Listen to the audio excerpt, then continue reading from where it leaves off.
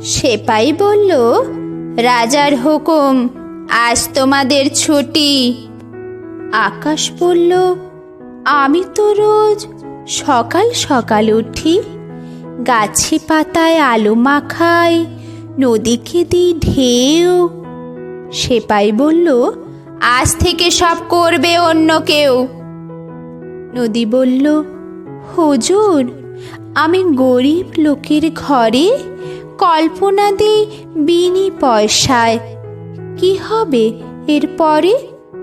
সেপাই বলল, রাজার আদেশ, খুব যে বুকের পাটা, খাল বিলেরা করবে সে কাজ, তোমারও নাম কাটা।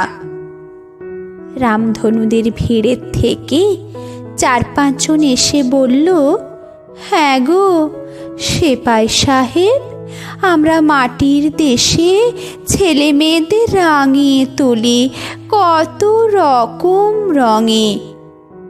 দোকান থেকে আনবো কিনে, বলল রাজার ঢঙে।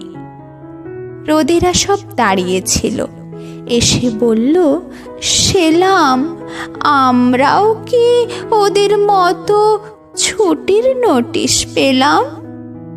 সেপাই বলল, নতুন রানীর রং করেছ কালো, তাই তো তিনি বেজায় চোটে, চলে যাওয়াই ভালো। আকাশ, নদী, রামধনু, রোদ চলল দিনের শেষে।